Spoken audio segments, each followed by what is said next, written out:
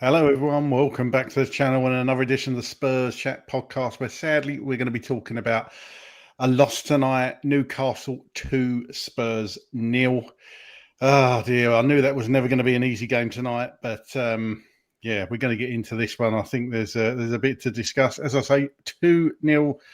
Sadly to Newcastle, Newcastle through to the quarterfinals. I think it is now, and the draw will be made probably during this podcast. As usual, we're live on YouTube, X, and Facebook, so do get involved in the chat and let us know how you're feeling right now as a Spurs fan. Ah, dear Ricky, we've been here before, haven't we? We have been here before. Come on, right? Come on, James. Yeah, come on. Little bit. We got over like a little. You say, we've been here before. Okay, we'll get through it. We'll get through it together. We'll find what we can, and we'll learn what we can from it. And we'll keep it moving. Don't worry, we're going to keep it nice, sharp, short, and sweet tonight. Because we never thought you'd do that from Ricky Norwood. No, I never thought I'd do that. Well, look, let's give you some of the match facts and stats. Obviously, you know the score 2-0 to Newcastle with Voldemar and Cher getting the goals. Match stats for you: Newcastle 47% possession to Spurs just over 52. That's surprising. Shots 10 for Newcastle, 11 for Spurs. Shots on target 3 for Newcastle, 6 for Tottenham. Touches inside the opposition box: Newcastle 29 and Spurs 19. Goalkeeper saves 6 for Ramsdale in the Newcastle goal and 1 for Kinski. Aerial duels 1, 18 for Newcastle, 14 for Spurs. 13 fouls committed for Newcastle, 10 for Spurs, and 7 corners to 2. So, Ricky, how are you? Well, firstly, it's good to be back on a pod with you, lovely, beautiful gentlemen. Great to be back on with Josh and Steve as well, and all of you beautiful people around the world and watching from the UK as well. Lovely to be back on. I know it's a loss tonight. But we're here. We're going to get you through it. We're going to have a nice little chat, and hopefully by the end of this, we're at least having a little giggle. You know, so let's get into it and let's make it happen. Let's make it happen. Absolutely, Josh. How are you? Your face speaks a million words. I managed to watch bits of Chelsea. When Tottenham weren't playing. I live with 2 Chelsea fans. And they weren't very good tonight either. I mean, they started the first half well, but they are absolutely licking their lips at the prospect of another Chelsea win at the Tottenham Hotspur Stadium on Saturday. I mean, we were just pants. I must say, you know, it was one of those games, I think, when I saw the draw in the first instance, St James's Park was probably the worst draw we could have got. Because at least if you're playing a Chelsea or a Arsenal away, you're probably a bit more motivated. The cups mean a lot to the fans. The team selection was a bit baffling. I know we're depleted with injuries, but seeing Palhinha start at centre-half, wasn't particularly impressed with that decision. It was much of the same kind of concerns, I think, that we've had for quite some time under Thomas Frank in terms of how the team is set up and mainly what we do on the ball. Xavi, Simmons, he's called Xavi, might as well be called Gregors after Raziak, because that is the impact that he's having for Spurs so far. He is not at the races one bit. Can't control a football, making poor decisions, execution terrible. Feel really bad for him because he's obviously come with big money, and with big money means big expectation. And I'm slightly concerned at how long it's taking for him to adapt because, you know, I've watched plenty of him before he was at Spurs and always thought he was a very talented player. That creative spark, non-existent. I thought Bergvall was the only one that looked like making something happen. Then Hughes when he came on. Richarlison, I mean, yeah, don't even need to go there. We will be picked off by Chelsea. As I know Chelsea have been pretty inconsistent themselves, but we will be picked off if we play like that against them on Saturday. It's as simple as that. I was left weirdly thinking when I saw Palhinha start, is there a way we can recall Luka Vuskovic, who is having one hell of a time at Hamburg? He's getting man of the match after man of the match there, with injuries. I think Davis has a hamstring injury, doesn't he? Gray out for a couple of months. We're now incredibly light at centre half. But to be honest, it's what we do on the ball. I mean, I don't understand how we can't seem to string 5 passes together, or if we do their sideways and backwards. It's a bit depressing, to be perfectly honest. And I think, other than Kudus, we can't expect Kudus to beat teams on his own. And of course, set pieces where we were so strong this season so far, we concede a goal from a set piece, and really struggled to deal with the physicality and the size of Newcastle. Now, I know they're a bit freakish. They've got Voltemada and Dearman and Joe Linton when he comes on. These are big boys. These are really, really big people. But, I mean, it was one of those that I think my life would have been better off not watching the game, to be honest. It's 90 minutes we can't get back, but let's just hope that we get things right and find some motivation and find something different when we play Chelsea at the weekend, because that's the game that I think means more to the fans than any other.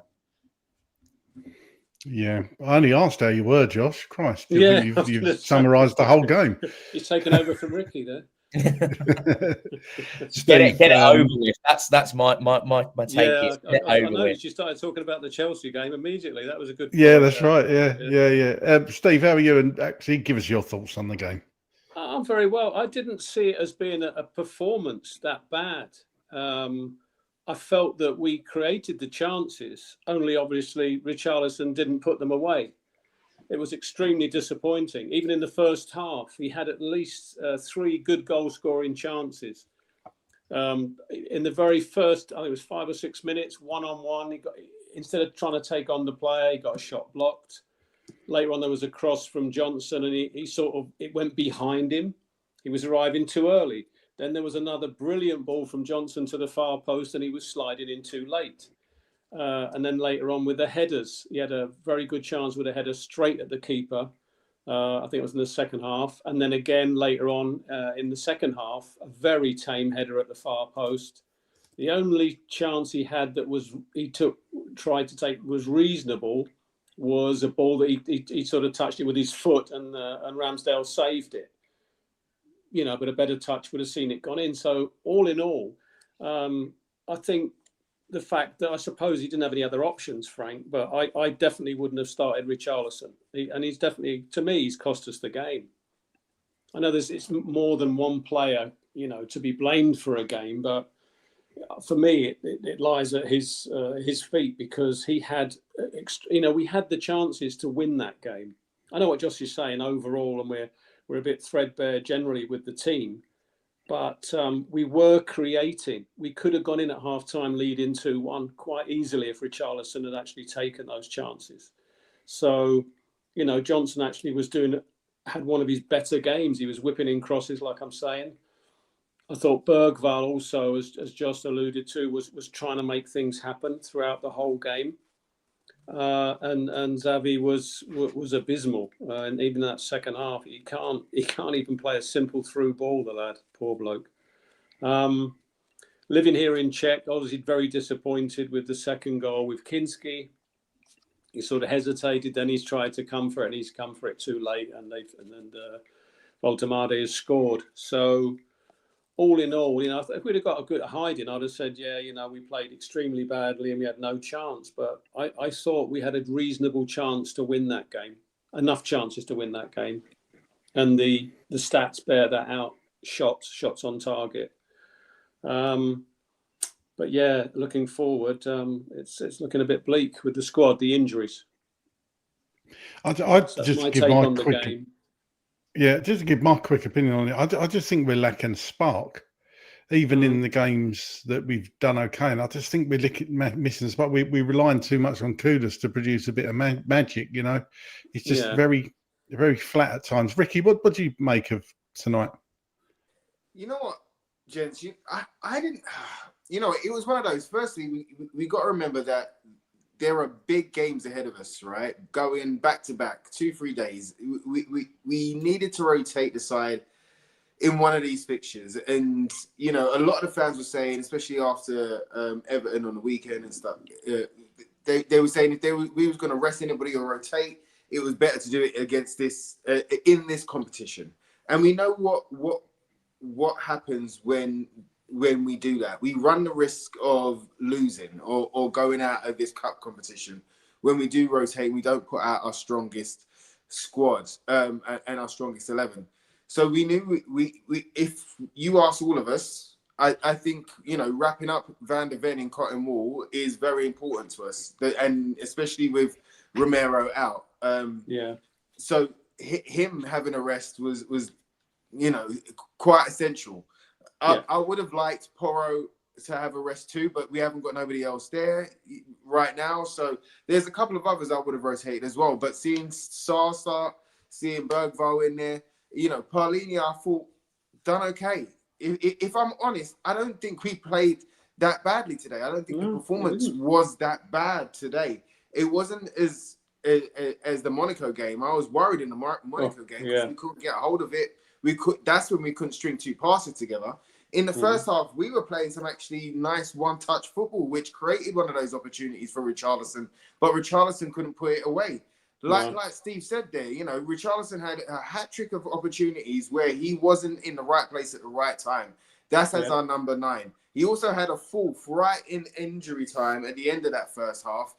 Gets it on target, but pretty lame. He then has another 2 chances in the second half, which are on target, but again, pretty lame and not really was going anywhere near it. The one that Steve-O said there was the one which had most opportunity of being a goal, which was the toe poke. But apart from that, you know, and then even that, when we made our subs today, I felt that Richarlison should have come off the field at that point. I felt that we should have played Tell tonight, and especially try him on that left-hand side. If we're out of Odebear, if Odebear's out right now, we don't know. Maybe he's being arrested. But if Odebear's out right now, and you know we're resting Kudus as well, Johnson's on one side. I think we need to try Tello in the left-hand side from the start. You know, as somebody who is trying, and yes, he hasn't had the best of performances, but he's trying to find his feet. So I would have liked him to have started in that position. But when we made the changes, I felt we should have taken Richarlison off at that same time, put Kola Moani up in the 9, and then see Tell on the left and Kudus on the right, and see what happened there. When it comes down to Xavi, I think Xavi actually had a bit of like I'm fed up. Like I'm fed up of not getting it. I felt he actually grew into the game. I felt that he had some nice touches. He created some nice movements when we was in that one-touch play, especially in that first half. And he grew into it. There was times that he was getting frustrated, he was getting tackles and stuff like that, but he would get back up and go.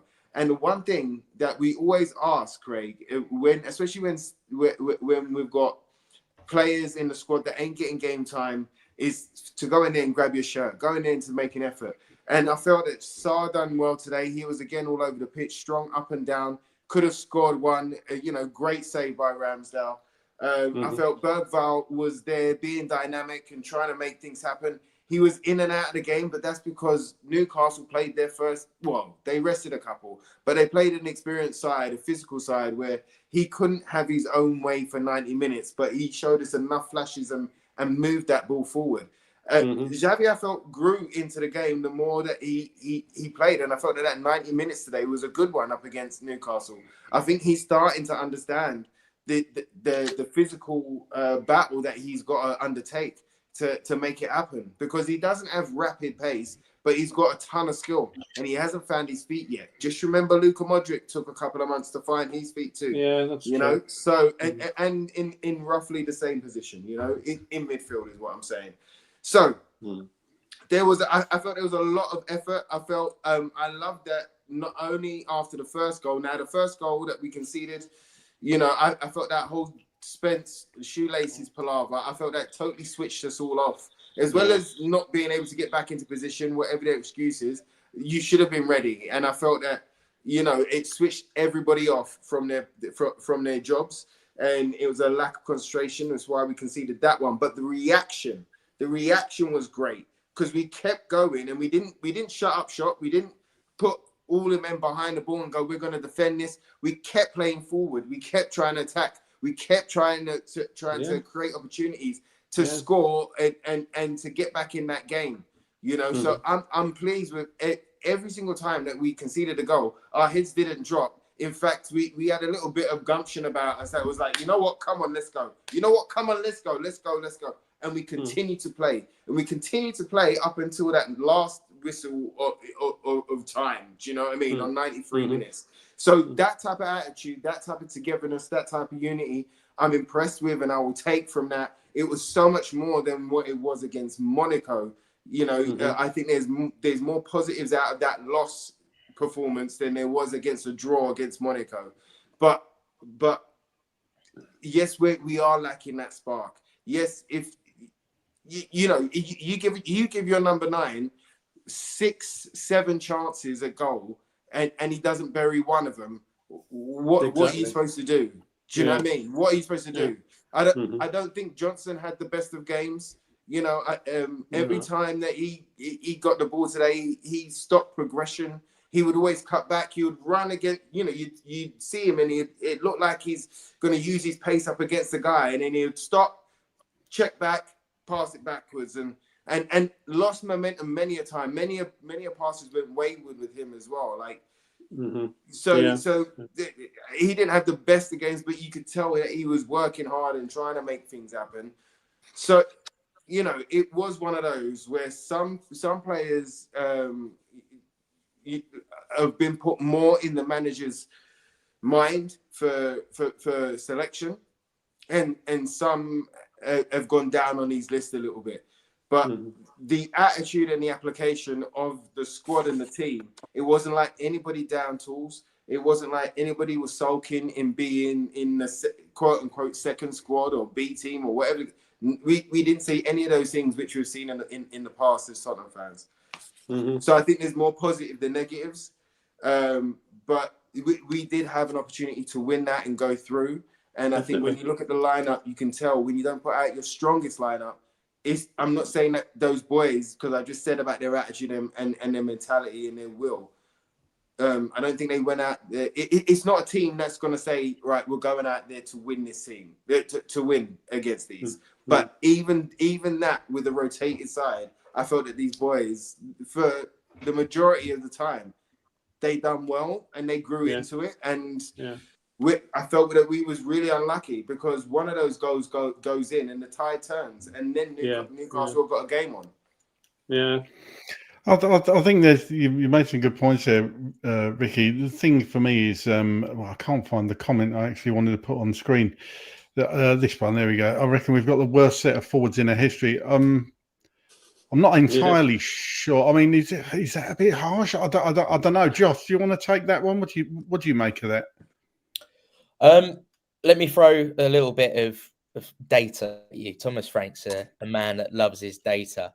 Right. And I've been looking while I was listening to your very eloquently put point, Ricky, about our team and what we're doing in possession, because we all know that's a problem.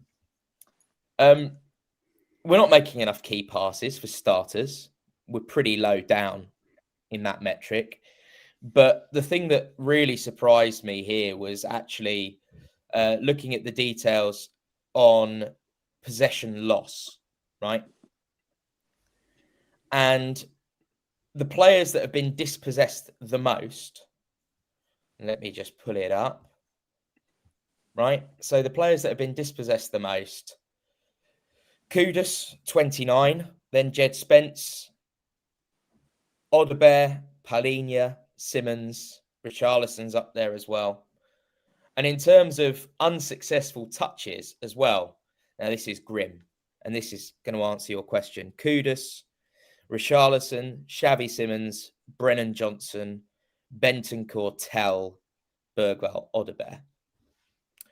But the top four there are attacking players right now. Now, the pinch of salt is that Kudus has had the most unsuccessful touches and been dispossessed the most times. But part of that is because I think we're trying to play through Kudus all the time. He's on the ball more than anyone else.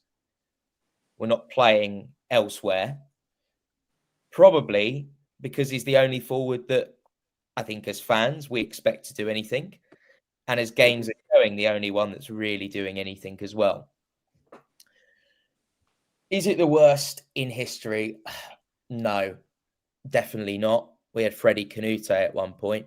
We had Raziak at one point. But it's not good. It's not good. And I think that I've heard a lot of stuff, Craig and Ricky, we've certainly spoken about it plenty, on WhatsApp and what have you, a lot of criticism of Thomas Frank and what Thomas Frank's doing, right? Ultimately, I don't think any manager in the world is going to get much more out of some of these attacking players. They're just not good enough. And I think that we can accept that. Kudus is the only one that week in, week out, I would say, guaranteed starter. I'd be looking for replacements, definitely a new striker, definitely a new left winger. And my only hope with the number 10 is that Xavi Simons can eventually get to grips with the Premier League and English football in general. And then we've got Kulusevski and Maddison to come back in time as well. It's the only thing going for us right now. Yeah, I mean, that's where we're at. I think that's just the reality. And we give the ball to forwards. They don't do anything with the ball other than Kudus. But also the midfield is a problem. We seem to be bypassing midfield quite a lot. We play side to side and then lump the ball forwards and expect, our forward players to be able to make miracles of things. I think tonight, watching Richarlison, I mean, his anticipation is just thick. The one time where he did anticipate the ball really well was when that ball came in and he headed it, but it was a really poor header straight at the goalkeeper. Yeah. But I mean, what can you do? I think we're scoring goals. It's not like we're not scoring goals. We found ourselves in the league position that we are for a reason, but we're just. Kudus is the only one in that team that gets you off your seat, right? He's the only one that gets you in off your seat. And one of the things we've been talking about a lot is about entertainment. When was the last time you were entertained watching Spurs? And, this season, it's not been a lot, to be honest. I think probably against PSG in the Super Cup because it was such a different way of playing, and at times. But when you've only got one attacking player who actually gets you off your seat, what can you do? I'd like to see us be far more quick from back to forward. I think we spend far too long when the ball's at the back and we play it side to side, backwards.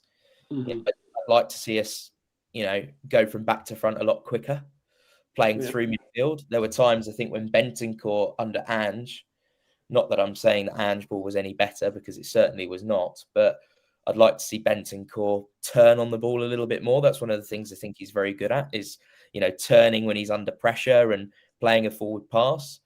But also we're giving the ball away far too often.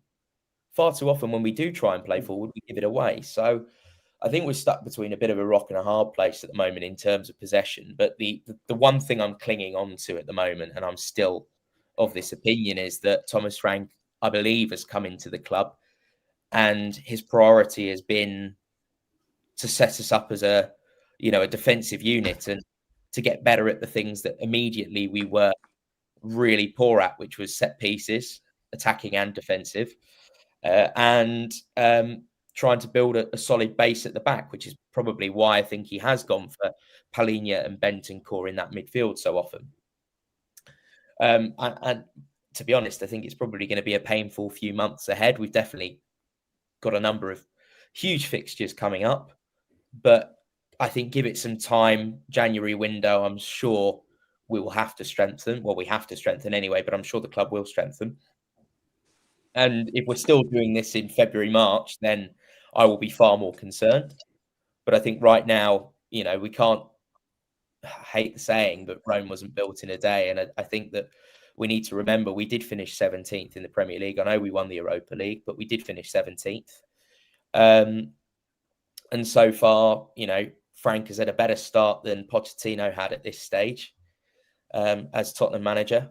And Frank's also had a better start than what we had with Ange last season, for sure. So let's just see how it goes. I think right now, what's clear and where my blame lies really is with the players, because you cannot. I don't think any tactical work can make up for Richarlison's lack of football IQ, and players like Odegaard and Tell and Xavi Simons who are just not at it whatsoever.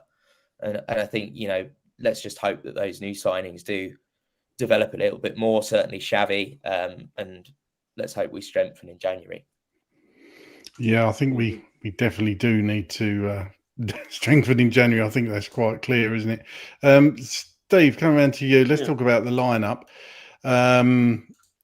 Kinski in goal, Porro, Palini at centre-back, Danzo and Spence, Bentancur and Sarr in the double pivot, Johnson, Simmons and Bergvall with Richarlison up top. What did you make of that lineup when it came out? Well, I didn't think we would score. I was saying to a friend of mine, oh my God, I don't think so, not with Richarlison up front and Johnson. So I wasn't too hopeful. We actually played a lot better than I thought we would, or created more chances than I thought we would. But the fact that Richarlison missed most of them didn't surprise me. Obviously, Kinski in goal, that wasn't a given, but it was more than likely he would play in goal. But dropping Paulino into the back four he didn't have much choice, I don't think. Who else could he have put there? Unless he played a back three, and then that's not going to work without somebody with pace. So I was a bit worried from the off, to tell you the truth. Yeah, not too hopeful. No, I must admit it was weird to see Joe Palini, even though he's played there before, in the previous round, in fact. But like I say, you said, Steve, for me, who else are you going to play centre back? Archie Gray is now injured anyway, so I suppose you have to do something. Ricky, what did you make of the lineup? Were you concerned when that came out, or did you think we should have had enough to get, considering the changes Newcastle made as well? Obviously, big players for them were on the bench, like Joey Linton would normally start, Anthony Gordon, Guimaraes. Nick Pope wasn't even in goal tonight. So what did you make of the Spurs lineup? It was a change side. It was a side that, like Kinski coming in, he needs some game time, and it's tough. It's tough with him because he's not going to get any run of games. He's going to come in for these odd games here and there and try and perform. And he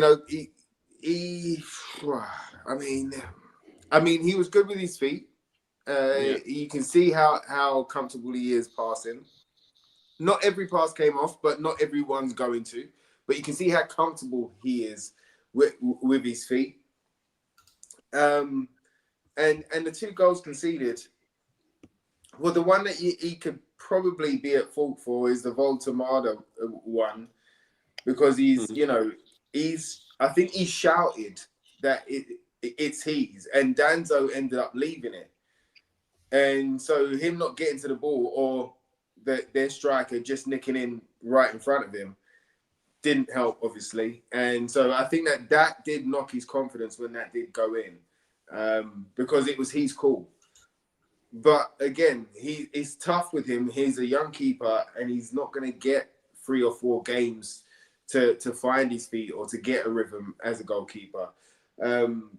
It's also like when you've got a change back four, like as we know as Tottenham fans, we went through this last year when our squad was decimated. So we had a different back four nearly every game. And we had 4 goalkeepers last year, don't forget. Yeah, 4 goalkeepers last year. Mm-hmm. Can't believe that.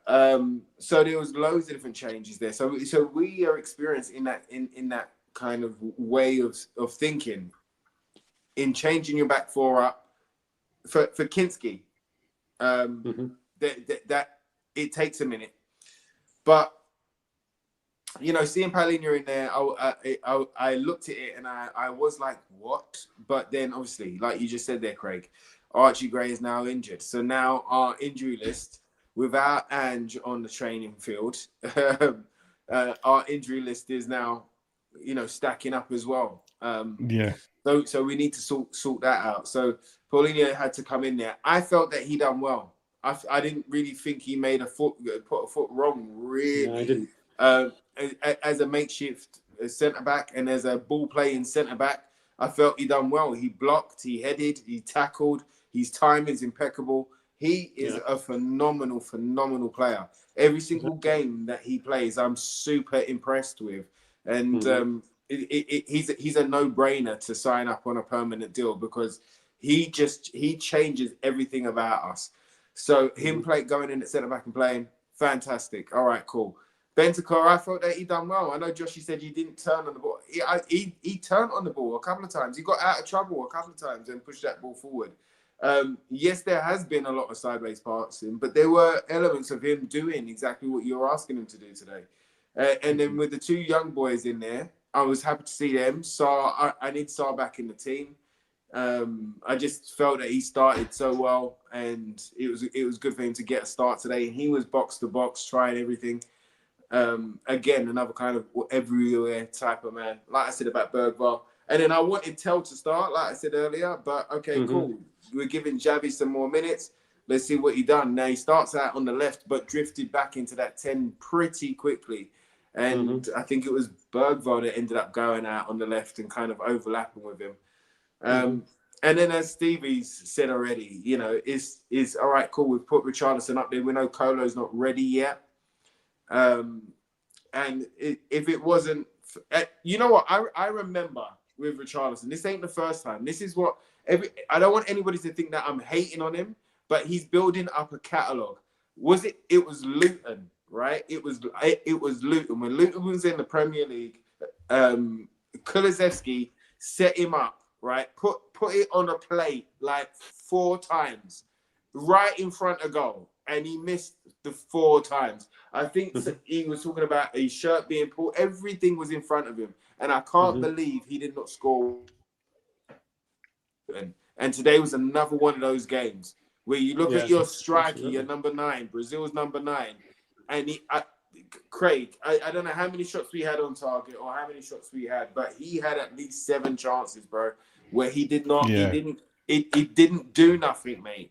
And look, the way I feel about Richarlison is that he kind of owes us. He came in, he's been in and out of injury, left, right, and centre. We've been with him through his injury struggles, getting back to fitness struggles. He's played sometimes when he's been injured as well for us when we've needed him. So we haven't had 100% Richarlison. So he's got an opportunity. He knows that there's a fight on. Solanke's already there. So he's got an opportunity. Yeah. And those first couple of games, Craig, this is what does me in. It's because he done so well. PSG, Burnley, and I can't remember the other one. And I was like, oh my God, is this what a fit Richarlison looks like? Is this what everybody was talking about at Everton? Because I haven't seen it in a Spurs shirt. And then it's just dropped off again, bro. So he's building up this catalogue, Craig, so it's tough. I'm not hating on him, but when you build up a catalogue like that, what can you say? Yeah. I think Thomas Frank's been quite. He's the most sort of outspoken I've heard him be. But we created some big chances. Sometimes Richarlison arrived too late, which I think we've touched on, haven't we? And just for the benefit of listeners on audio, the draw, if you're interested, even in the Carabao Cup quarter-final draw has taken place. Arsenal at home to Palace, Cardiff City at home to Chelsea. It's Manchester City v Brentford. and Newcastle versus Fulham. So there's some interesting ties there. Not that we're in it, so we're probably not interested, are we? Let's be honest. No, Josh, just quickly, any other thoughts on that lineup tonight? Not particularly. I think it's one of those that Newcastle went pretty strong, but it was probably similar for both teams, right? There was a couple of key players being rested by them. A lot of, first choice players for Newcastle. I think the key difference, I would say, is that, of course, yes, there's injuries, but the team that Newcastle put out there, and I would say that Kraft normally doesn't start, Willock doesn't normally start. I think they rested, Joe Linton and Anthony Gordon as well. But the rest of the players that did play are top players. And on paper, that lineup was far, far better than what we had to offer, really. And I suppose that it's just a case of them being better than us, really. I don't know, Josh. We had the opportunities, bro. Look, they were good, but we had the score, but to win tonight. I'm not bothered by that. I'm bothered by what the scoreline is. I'm better than us like that. Do you know what I mean? But it's not like it was a terrible performance, bro. No, I'm not saying it's a terrible performance. I'm just saying that I think Newcastle had a stronger lineup, even with rested players. They have a better squad. They have more depth. Certainly, in terms of the injuries, they lost Isak this summer, but in Voltemada, they've got this really unorthodox, really talented handful of a striker, that so far is offering far more than any of our attacking players are offering. And that was a player that they brought in for big money, instant impact for them. They obviously brought in Elanga as well. He's had a pretty strong impact. So, I'm looking at it from that perspective. And to be honest, I don't think the result was unfair. I don't think we deserved anything from the game. Okay, we had some chances. We should have done better.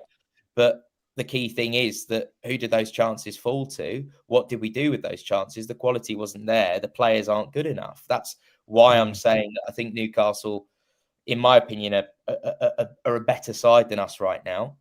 And I think that, it's still a long season to go. We've got players to come back, and I'm hoping that those players that aren't performing can turn things around. But I think we're all, as a fan base, starting to lose faith in some of those players that have consistently shown that they are not good enough, like Richarlison. And I know, Richie's had problems with injuries. He's had personal issues as well. This is meant to be a fully fit Richarlison now.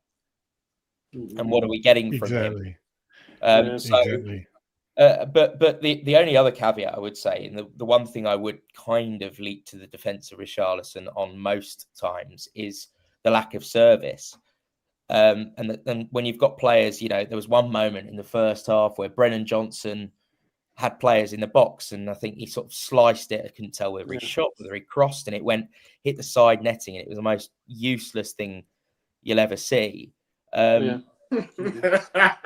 not being funny, but what can any striker do really when that's the level of service that they're getting? And then at the end, when Kudus came on, we're trying to lump balls into the box when they've got these big players. I mean, Malik Tior is 6'4", Dan Burns 6'7", something like that.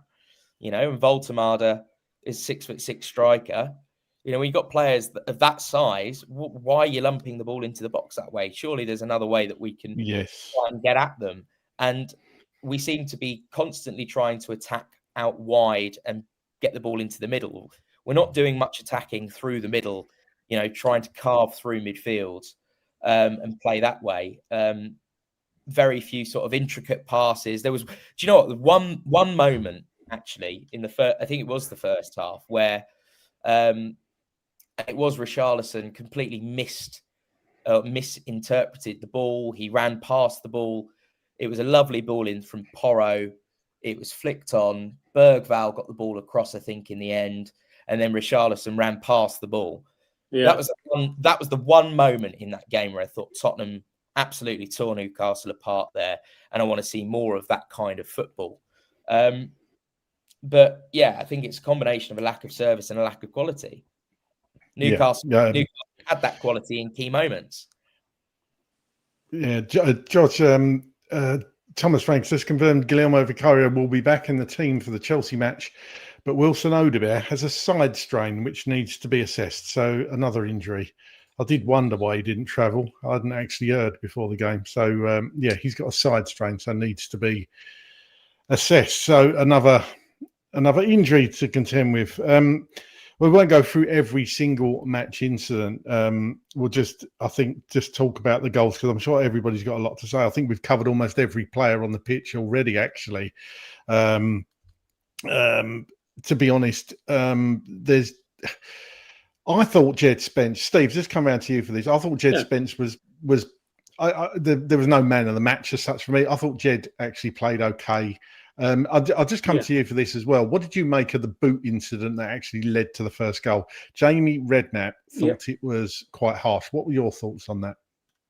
Well, before that, if you notice that the cross coming in, I think that Kinski should have called for it, and he doesn't. And Danso plays it out for a corner, and they sort of look at each other and pat each other on the back, and it was all friendly and that. But this is the case, I think, of Kinski probably not playing enough football or training enough with the first team, because that was a similar, the misunderstanding with their second goal was between Danso and the keeper again. A question of, did he call for it, leave it to me with the second goal, and the same with that. So it should have never really ended up as a corner. That's one point I want to make. But yeah, I thought Jed Spence, as someone alluded to, that it sort of made the rest of the team sort of switch off. It took an age, but I do think the referee should have given him a little bit of time to get back into the box at least. I thought that, going on about the referee, I thought he had a terrible game, especially in the first half. I mean, the incidences, I thought Spence played brilliantly, but twice Tonali lifted him off the ground the second time and threw him on the floor. But the first time, it just grabbed his shirt and twisted him over, nothing given. And then again, it happened on that far side, and then eventually people started getting booked. I thought he let a lot go. I mean, we were also making some serious challenges, but I thought that he got away with a lot. And then there was that incident in the second half when Sarr was breaking through the middle. It looked like it was going to be a nice attack. And the referee got in the way of the ball. It hit his heel, didn't it? And went out. So I was thinking, what else can go wrong? So, yeah, but back to the corner. I think it kind of... it caused our side to switch off a little bit at the back. What can you say? That's basically it. But it should never have been a corner. They should have sorted it out between them. I mean, as a keeper, you call my ball, whatever you want to call. I'm sure he speaks good enough English and dominate it and pick it up. But these things happen. If it wouldn't have been that corner, it might have been another corner. So it's... Well, people are saying it's lack of communication, but that's basic goalkeeping. If you call for the ball, then the defender should leave it. You're right, Steve. Before we come on to Ricky, just to go through that goal, let's hear from Pedro Porro. Okay, Pedro's here at St James's. Pedro, just give us your thoughts on the performance. It's the first point disappointing. No, I think it's for us, for all fans coming in today in the night in Wednesdays. I think for me, myself, and the whole team, thank you so much for the support today. I think it's bad result for them, no, and for us, I think. But I love the mentality, the team, no, because you can see the goal in the set pieces. This is happened in football, but stay in the game. Start the second half. You can set again other goal, and the best for today is the fans. Thank you so much, and keep coming Saturday in game and keep on. Yeah. Some of our football going forward was good, wasn't it? I mean, we created some chances. Couple across the goal from Richarlison, just wide. I mean, we had some chances out there. Yeah, I think it's we play well in the first half. A little combination inside, maybe stay with the ball one more second for the last pass, or maybe in this moment you need more one people more in the area. Sometimes football is there, no, but I think the most important today is the mentality. We push everything in the pitch. You lose this game, disappointed because the last season you arrive in the semi-final and you lose in Anfield, no. But I think it's for me in the other team, them is good, no. The atmosphere is for me incredible, and this is important for the game. But we know have a new game in Saturday and on Sunday, Saturday, and in the afternoon, and we go there. I think Pedro just didn't really want to be there and talk about it. He looked knackered, didn't he, actually? But thanking the fans. What a hell of a long journey that is for the fans up to Newcastle on a Wednesday evening, or any evening, let's be honest. I know Chris said it took him, I think he said 6.5 hours to drive up there, and going to have a long drive home as well, with problems on the motorway. So yeah, Pedro just he looked pretty fed up, didn't he? Let's be honest. Ricky, let's come on to the goal. The boot incident with Jed Spencer just happened. You can just see Jed there trying to get back in position. Talk us through this goal. Who was at fault for this for you? For me, I just think that the whole boot incident, it just switched us off. So I think from the start of this, so look, there was a tackle in which I think, truthfully, Jed's boot got stuck in the opposition's studs. So he had to take his boot off and do it properly. He couldn't just slip it on, slip it off because of the way that the laces are. So he's had to take it all the way off. But then I think he made a play of let me just stay in front of the player taking the corner for Newcastle.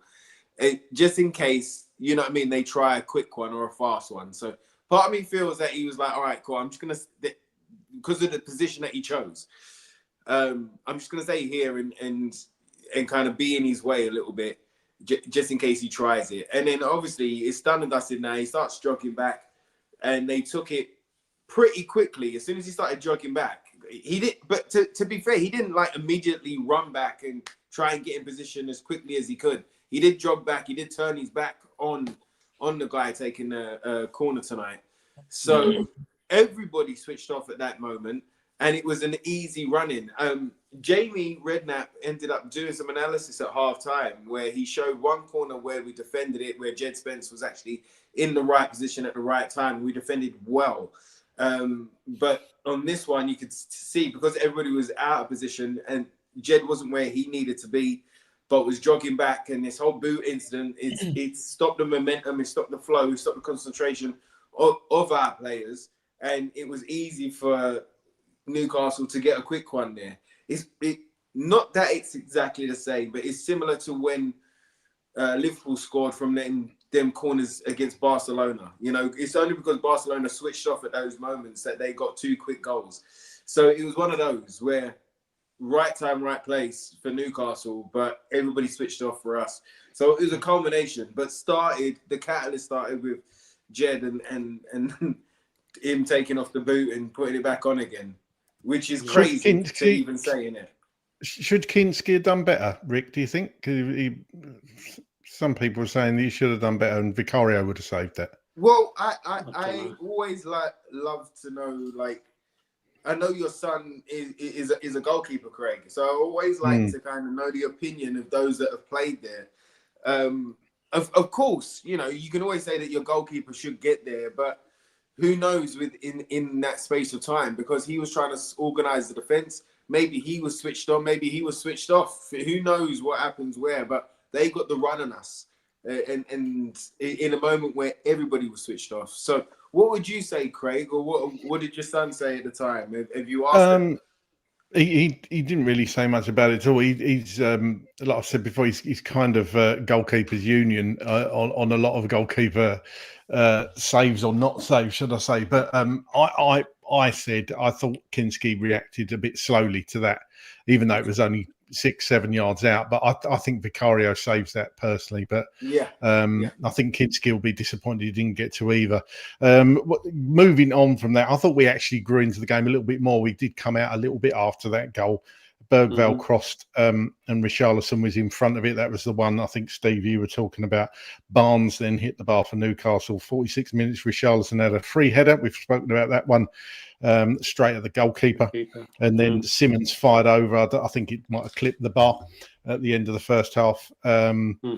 Second half started pretty slowly for us. Joe Willock had a free header and missed a big chance, to be honest, at the back post. I thought that was going to go in. And then Josh, come round to you for Newcastle's second goal, which really didn't help matters. Voldemar scores with a header, Danso beaten in the air, and Kinski, for me, that was Kinski's. It didn't exactly keep himself in glory. What did you make of this goal? Yeah, it's really poor goalkeeping, in my opinion. I think actually I was just thinking to the question that Ricky posed and the first goal and Kinski's general presence and role. Now, I think Kinski's a very young goalkeeper. It's important to remember that goalkeepers don't tend to kind of really come in to their own until they're a bit older. Of course, you get some exceptions. I think Bart Verbruggen at Brighton is a good example of a top young goalkeeper. But it's a presence thing more than anything, right?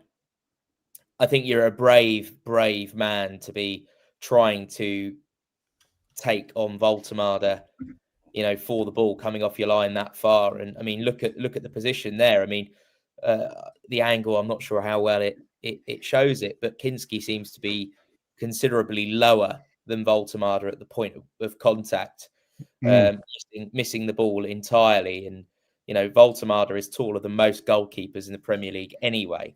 At that point, let the defender do their job.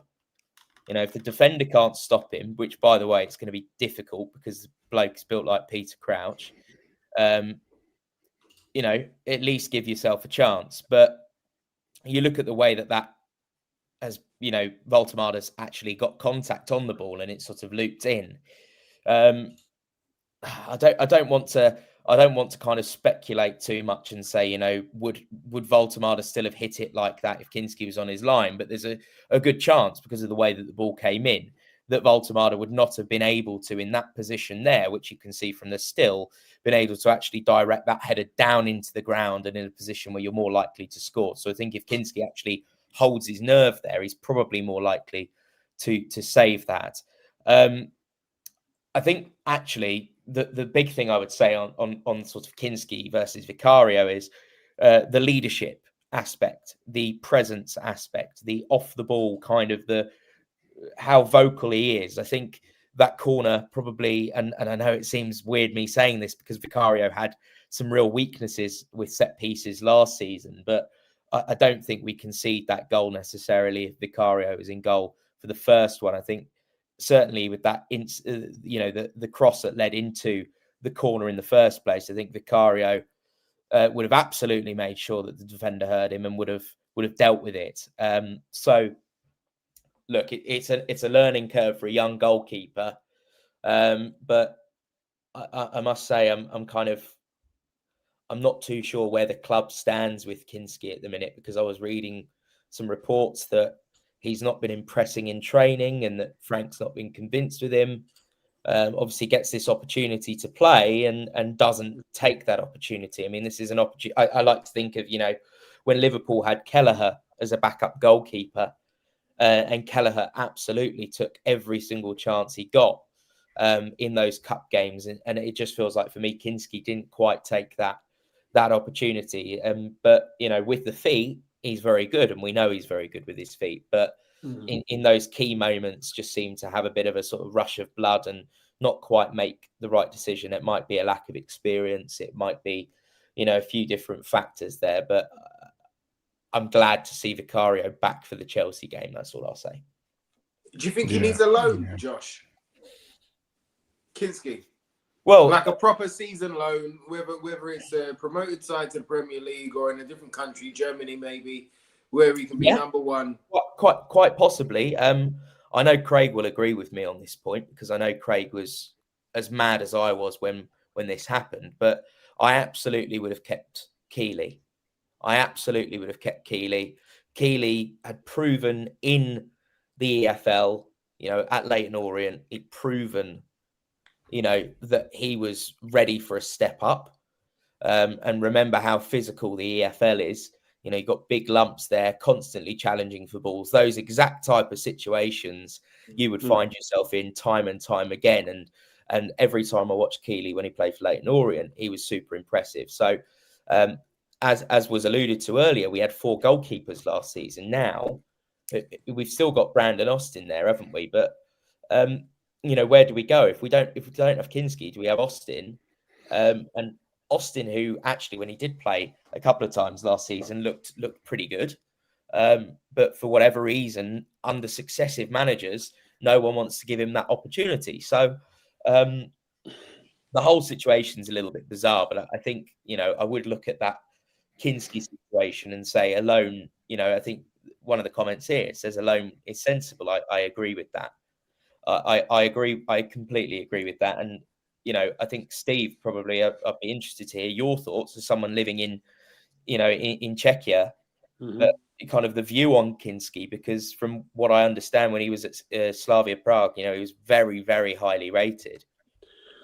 Yeah, before or just after he joined, I was watching a kind of a Czech program talking about him. And I was saying to Chris on the program shortly afterwards that he was so highly rated that they were talking of him in the same breath as Peter Cech. And they're actually saying he has the potential, and they're expecting him to be a better goalkeeper at as Peter Cech, one of the best goalkeepers in Europe, if not the world. His father's an ex-goalkeeper for the national team, and it was his father who pushed him into playing outfield as a midfielder so he could play the ball with both feet, and used to being put under pressure when he has the ball at his feet. And as you've alluded to as well, he's very good with his feet. Every club he played for, because the national goalkeeper, Czech goalkeeper, was in front of Kinski. So he moved from Slavia. He went on loan 2 or 3 times. And every trainer, I think it was like at least 3 times, every team he went to, they said Kinski was trained the hardest.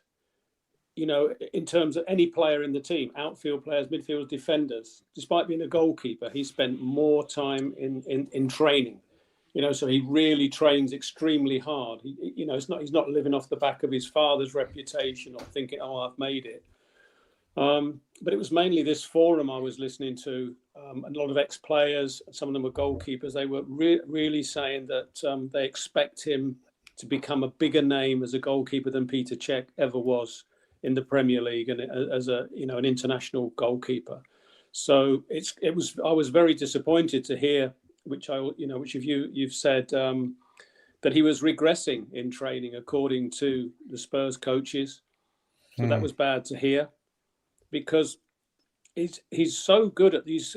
He made 2 or 3 passes today from the back. The one early on that actually fell to Johnson, which you mentioned earlier on, Josh, which he sliced. That was a ball from Kinski straight into Richarlison's feet. Then he could take it and turn play to Johnson, and Johnson.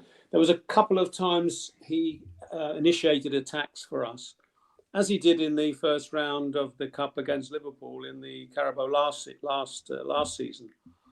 If you remember, he was his debut. Yeah, it was. Someone's just asked in the comments who actually said that bit on Kinski, and I believe it was actually Jay Harris reporting for The Athletic that posted about this. And to your point on Kinski, I think someone else has mentioned in the comments about it's difficult when he hardly gets a game, but that's exactly why I think actually a loan would be great for him. Maybe the Championship. I'd love to see Kinski playing week in, week out and build that confidence. Yeah, me too. Yeah. He's still very young. Look at what the loan did for Keeley. And of course, we've got the buyback on him, don't we, on Keeley? But, he's 22 years old, let's not forget, which is incredibly young for a goalkeeper. Most goalkeepers don't develop anywhere near that age. Vicario, for example, is 29. And he only got his big move to the Premier League at the age of 27. So let's let's really, I think with Kinski, I will always lean to the side of giving him the benefit of doubt. He's very young. Let's see him get some consistent game time, perhaps elsewhere, because he's not going to get that at Spurs. And maybe we can look at another goalkeeper if we're not going to get Keeley back at any point. So, I think that's the thing, Josh. Though with Josh Keeley, I think I'm right in saying the club wanted him to sign a new contract, and Keeley didn't want to because he wanted to go and play regular football. Yeah. I was so just gutted with that because I was hoping they'd just sort out another loan for him where he'd play regular football and come back and almost challenge to be our number one. Because I followed Josh Keeley for the last 2-3 years, and he's just sensational goalkeeper. I've seen him live a couple of times, and he's really got it. I don't know how he's doing at the moment. Where is he? Luton, isn't it?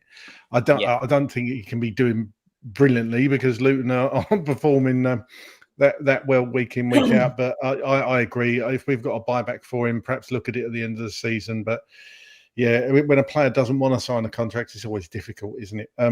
Let's just move on. But Craig, it correlates with Kinski. It correlates, right? So look what Steve's saying. When he was playing and he was going up the ranks and he was fighting and he was giving opportunities, his potential could continue to grow. When he's come to Tottenham and he hasn't continued to play, then these performances are plateauing, right? So he's a young keeper, yes, but he's a very experienced keeper, but he needs games. He needs to get rhythm. So the best thing that we can do for him and for us in the future is to put him out there, because getting for 3 or 4 or 5 games against lower league opposition isn't helping him. He might be getting a game, but it's not helping him and it's not helping us. So I think, you've got Austin there. Like Joshy said, when he came in, he done well. He's the one that you could probably give those 5 games to, and he would take every opportunity with both hands and be able to step in and step out like that, because he's been doing that since he's been at Tottenham. So let Kinski go out, but keep Austin there for a minute, or then get a more experienced goalkeeper on loan, or maybe if you feel that you need another backup or whatever the case may be. But for the development of Kinski, you've got to let him go out and get some games. It's the reason why Keeley said no to Tottenham, because he didn't want to end up like Whiteman or Austin, in the sense of like hanging about, hoping for a game, wishing for a game, and it not happening. So he done the best thing that he could do for himself, Keeley, and fingers crossed that he continues to grow and become a phenomenal keeper. And he does end up coming back down to Tottenham. But it's a good point you make there, because that experienced goalkeeper is the thing that we've lost. Now that Fraser Forster's not at the club, I was just looking out of curiosity at Barcelona. And of course, Barcelona's Barcelona. Let's not try and compare Spurs with them. But, they've got this goalkeeper, Juan Garcia, or whatever I think he's called, that they signed, one of the most talented goalkeepers in Spain at the time. He's now, generally speaking, the main man. They've got ter Stegen, who is a top goalkeeper.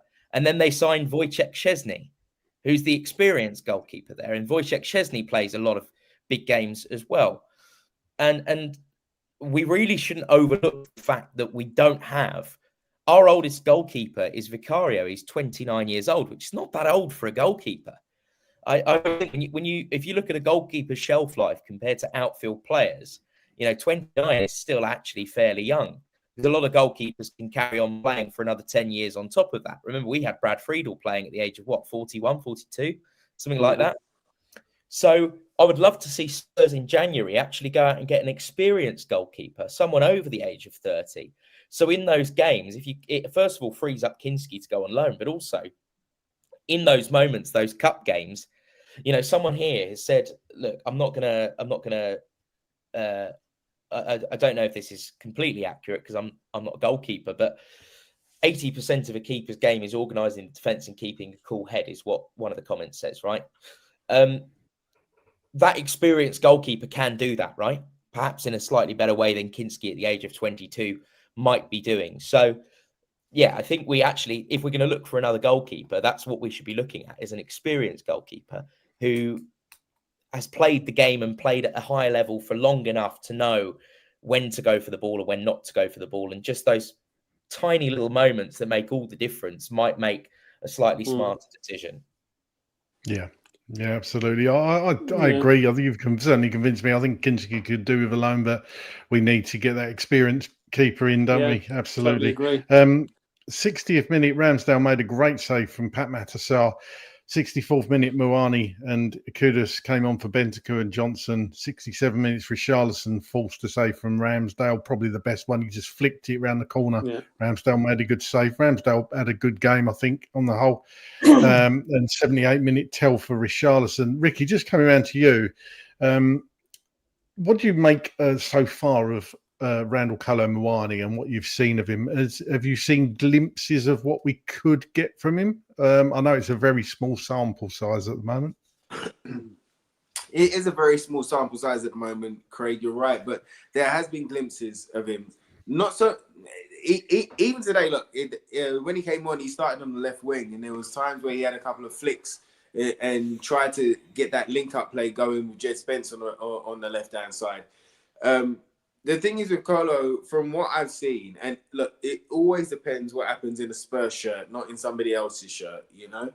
So, but from what I've seen from when he was at Juve and before that in France, he's a guy that can hold it up. He can link up play. He can score with both feet. He can head it. You know, he runs in behind. He also has a strength about him. And we've seen little bits and pieces. We've seen glimpses, like as you say. But it's obvious that he needs to build, get match fit, basically. Build up his fitness and get up to match fitness to show us what he's about. I do think that he will start against Chelsea. And I think that today was another kind of, let's not start him to kind of put him under too much strain. But like, he was always going to get minutes tonight. And I think that he probably starts against Chelsea. And fingers crossed, we can start building that fitness up and we can start seeing the Kolo-Muani that we've seen in France and Germany and in Italy and everywhere else he's been, man. Because he's got it in the locker, but it's obvious that he hasn't had a preseason, and he's come in, got this knock, and maybe it's not a dead leg, because as we had a giggle about the other day, I don't know how a dead leg can keep you out for that amount of time, unless it literally died and somebody had to give it CPR. Then, like, I don't know. It's an impact thing, isn't it? Though, like, just get some deep heat on it, innit? Do you know what I mean?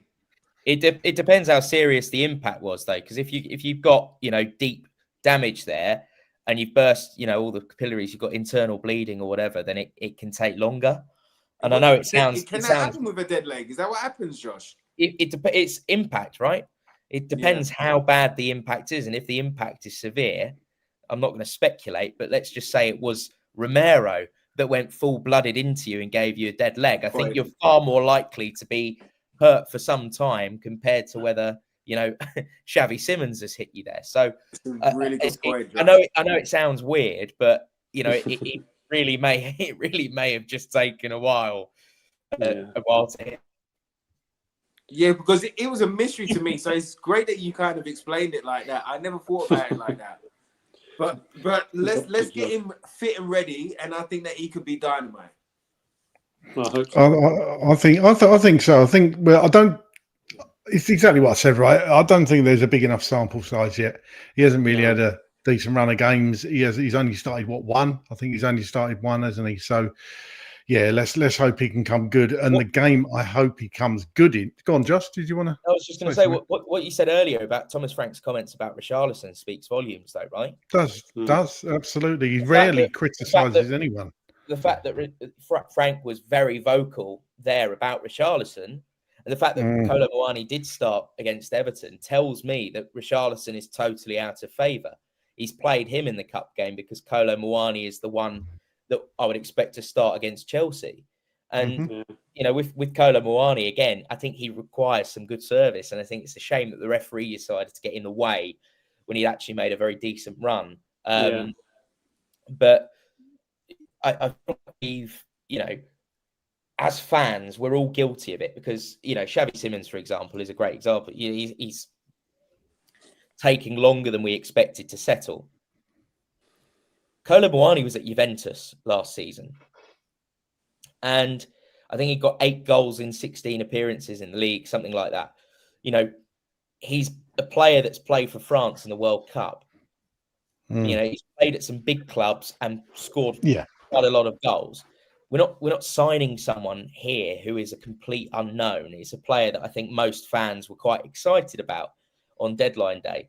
So, I think that at least with Kolo Muani, we've got that sort of big question mark over him because we've not actually seen enough of him yet. But, if we're going to get a good performance from Kolo Muani and the weekend, which I think is what you were going on to say, Craig, we're going to need the wide players to be providing good service. And we're going to need the midfielders to be giving good service as well. And one of his best assets is his pace. He's an incredibly quick striker, Kolo Muani. So rather than trying to, play the ball, these rubbish crosses, let's actually try and get him in behind where we can. Chelsea's going to push up. They're not going to, I don't think Chelsea's going to come to Spurs under Enzo Maresca and just sit back the entire game. So let's try and actually get them on the break, and let's try and utilize, his best asset, which is his pace, and the other asset that he has and is proven to have is his finishing. So, it's about the service we give him as well. It certainly is. Well, before we come on to speak about Chelsea and wrap up the show, let's just hear from Thomas Frank. Thomas, thanks for joining us. Ended up 2-0 to Newcastle. Thought we played all right. What did you think? Yeah, I think it's always disappointing to lose. And it's always disappointing to be out of a tournament where we would like to progress to the next round and the next round and so on. So that's a disappointing thing. To look a little bit bigger perspective, I think our performance were good. I think when it comes to like James Park, I think we created more shots than them. We looked much better in phase 1 and 2. I think we looked more clear in our attacking ways. I think we ended in some good situations. I think we really tested Ramsdale's at times. He had some fantastic saves. And then we had maybe 6 or 7 situations where it's like this, then we arrive in the right moment and we hopefully score. So I think that's the positive. And I think mentality was good. It's often says, isn't it, key moments decide games, don't they? And I think that's probably the case tonight, isn't it? Yeah, I think it's football sometimes is margins, and I think in a tight game it was margins. I think the first one, a set piece where we normally has been very good off diff. Always things we need to look at. I think the second one we lost the ball, and then we have to defend the box, and then it happens again. But Tony shouldn't go for the ball, just stay in there. And I think Chile would have catch it, but that is a decision you need to make, and it happened. Okay, it's relentless at the moment, and there's a big game coming Saturday. But just an important thing, team news-wise, as I say, we've lost Archie. Did everyone come through that as far as you're aware tonight? As I'm aware, everyone should come through it fine. And now it's about come back quick, recover, be ready for a big game on Saturday. Well, it certainly is a big game on Saturday against Chelsea. Next up is this home tie against our, I wouldn't say arch rivals, but they're certainly up there, a team we haven't done particularly well against, more so at their stadium, of course. But Saturday, as I say, 5:30 kickoff on Saturday, live on Sky Sports in the UK. 66 games in the Premier League, 37 wins for Chelsea, just 8 wins for Spurs. That doesn't read good, does it? Let's be honest, with 11 draws. Top scorer in this fixture is Jimmy Floyd Hasselbank with 10. If you remember him, I loved him as a striker. I thought he was a fantastic striker. Our last win over Chelsea in the Premier League at home was in the 22-23 campaign when we won 2-0. Chelsea have beaten Spurs more than any other team in the Premier League. Sobering. Ricky, give us some positive vibes in the last couple of questions. Can we beat Chelsea? Can we beat Chelsea? What lineup should we go with, and give me a score prediction? God. Do you know what, guys? Chelsea, man. Chelsea stress me out. You know, all I am hoping and praying for is no injuries, because this game at game 10 all of the damn time, and this is when we like all of the things that were going right, they normally go wrong in this game. Everybody that was doing well normally comes out injured in this game. So I just want, first and foremost, a game where the starting 11, you know, if they come off, it's only because they've been subs, not because they are injured. You know, so they're brimming with confidence right now. Chelsea, they've got some really good, exciting young talent. Estavio, I think, has been doing tremendous. I think they've got a young boy, Tyreek George, as well, who is doing really good when he gets an opportunity. So they've got some good young talent there. They're probably gonna put out a strong side. Yes, they haven't got Cole Palmer right now, but they're probably going to put out a strong side. And it's Chelsea, man. It is Chelsea. So we know what it's going to be like. But great test for us right now. Great test for our strongest 11 to go out there and show us what they're about. They are massive rivals. And yes, you know, the stats are against us in this fixture. But there's a great way to make some history, and there's a great way to show people that you're not the same as the ones that have gone before, that this is a new look, Tottenham, with a new mentality, a new structure, and a new will to fight and win and go and grab this game by not the scruff of the neck, but the scruff of something else, and take it to them. Do you know what I mean? Nail them to the bloody old wall. Go for it and show us what you're about. We need that aggression against them, the same type of aggression we saw against PSG. We need that aggression. We need Danzo and Kudus to be super aggressive. We need Polinia to have one of his best games. We're going to need whoever else is in midfield to show up and be ready for war. And then our attacking play, we're going to need to click. So Kudus up front, fingers crossed, Colomawani, and then whoever's going to take that left wing spot, probably, I don't know now. I mean, probably tell at this point, but we shall see. But make it happen. This is the moment, man. You go make a name for yourselves. Go and show us that you know that you belong in the Tottenham shirt, because Carlo's still on loan as well. So there's great opportunities to put your name down in history and go and get us a win. And I'll go with a 2-0, 2-0. I'll go with a 2-0. I'll go with a 2-0 win. 2-0 win. 2-0, well, yeah. I'll take that 100%. Josh, can we beat Chelsea? Yeah, we can. Anything's possible in football. I don't think that actually sounds particularly confident saying this. No, we've got to fancy ourselves in this game. Look, Chelsea are without two of their best players. They're without Cole Palmer. They're without Levi Colwill. Tonight, Liam Delap, who came back from injury, got 2 yellow cards in the space of a few minutes. That was their 5th red card this season in all competitions. 5th red card of the season.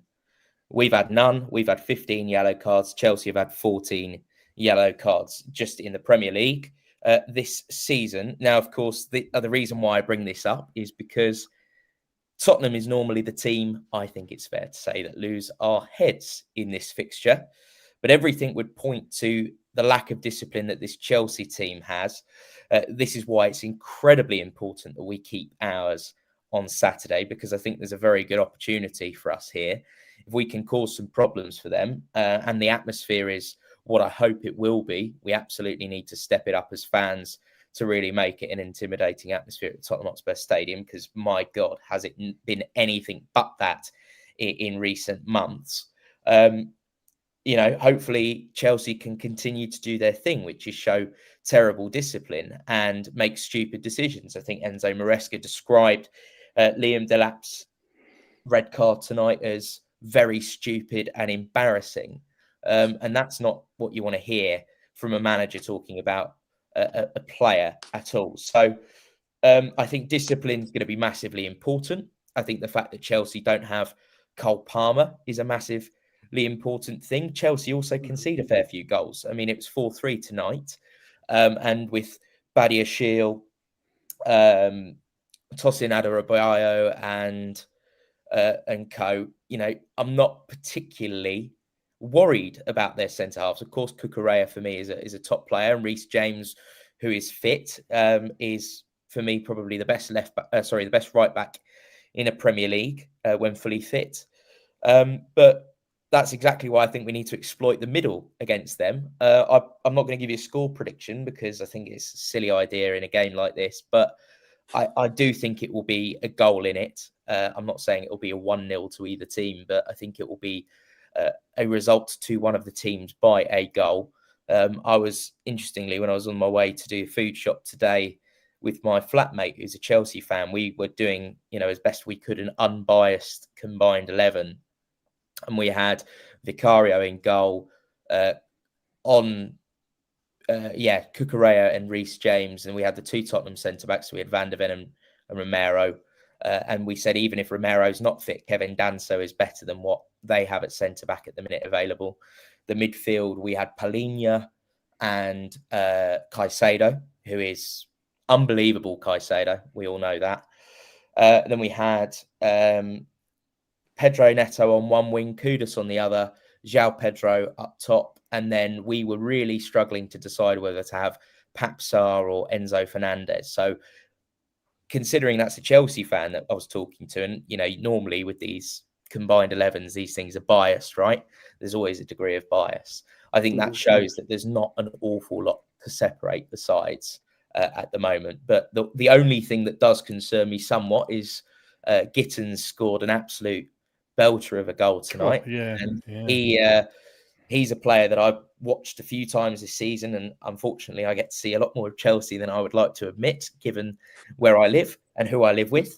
But he, really looked good tonight, and that's something I haven't really seen from him too much. So, Chelsea, again, they've got a lot of depth, they've got a lot of quality, but if we play our strongest lineup, and we don't get any more injuries and we can keep our heads, make an intimidating atmosphere, I think, of course, we can beat Chelsea.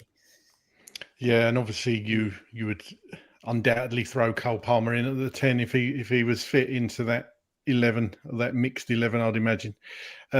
Steve, finally coming around to you. Yeah. Can we beat Chelsea? You give me a score prediction if you want to. Josh thinks it's going to be one either way, yeah. But I don't like doing these things either because it's so many improbables, and we don't know who's going to play, who's fit for them, and who's going to be fit for us. But I'll go 2-2. I reckon we might just manage to get a 2-2. Like Josh was saying, it might be one in the middle of the park. So if it was me, I'd go. If it was me, what about a 3-5-2 formation? Unfortunately, Romero, I don't think he's fit, is he? So. Unless Thomas Frank's going to spring something on us at the moment, as far as we know. We remember what happened last season when the Van de Ven and Romero both started the game. Yeah. Oh, yeah, exactly. Yeah. So, could happen again. It could happen again, couldn't it? I mean, Thomas Frank seems to... It could happen. No. It could happen, but yeah. I mean, it's not a game we look forward to, or I look forward to in any shape or form, but... yeah, I mean, we had the chances tonight. If we just take our chances, I'm also thinking about why don't we play something like Muani and Simmons up top together? Yeah, and basically I think Simmons would just be behind him, playing off the striker, the knockdowns, and then bring Kudus in, because what we're doing every time, as Josh was saying, we all know, is we seem to want to just play wide all the time and then swinging in crosses, which most of the time are ineffective. So why aren't we playing through balls? We don't play any balls over the top because we haven't got the pace. But now with Kumani, perhaps we're going to get balls over the top from some of the midfielders. I suspect they do it the other way round, Steve. I reckon if we're going to go 3-5-2, they'd probably put Kudus up top like we did in the Super Cup. And I think that... All right, yeah, Kudus with Muani up front. Yeah, but the pace of both of those. Both of them, yeah. Absolutely. Okay. The other thing that's worth mentioning very, very quickly on the 3-5-2, or if Romero was fit, is I do think Kevin Danso would play because of the throw-ins.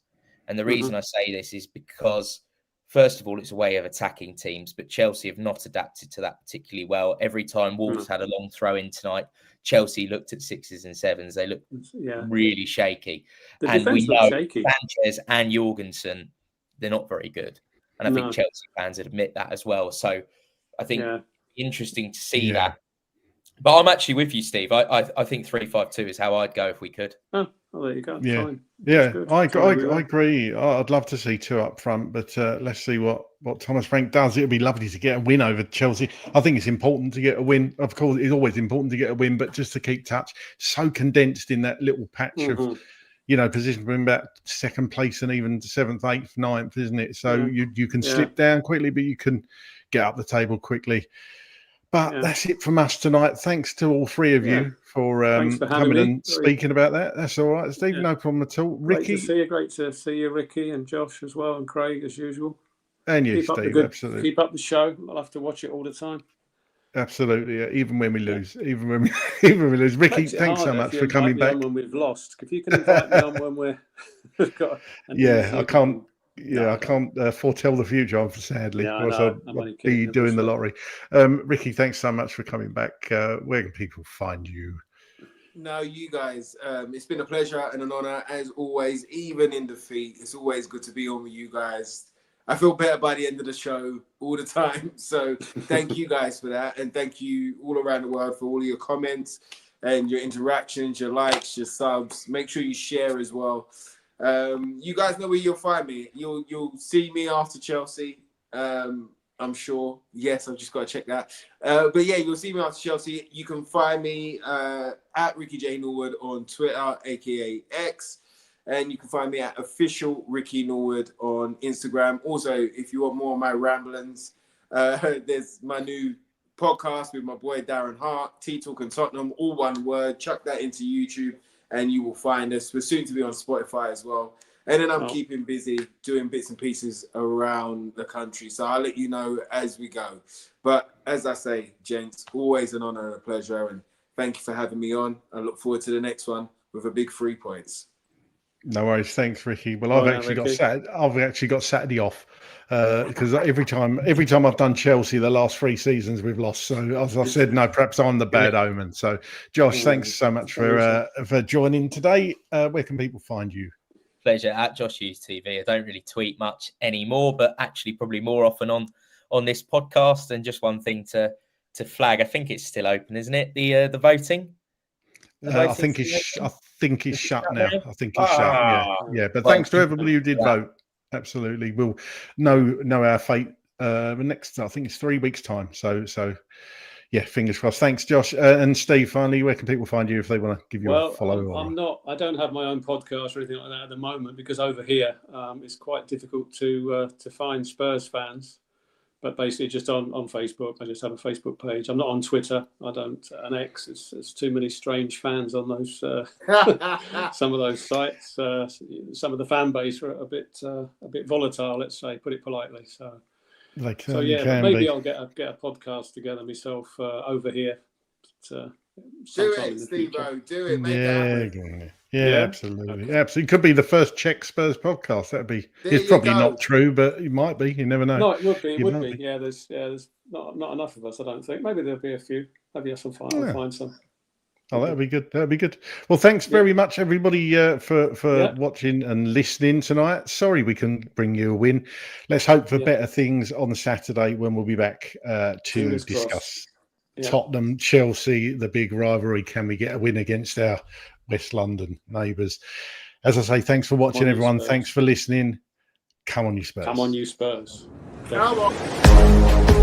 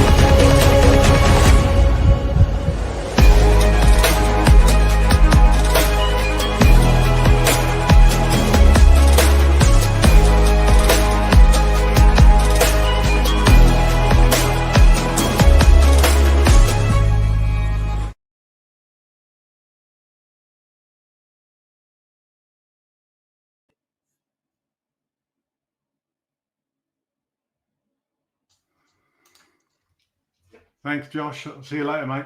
Bye. See you later.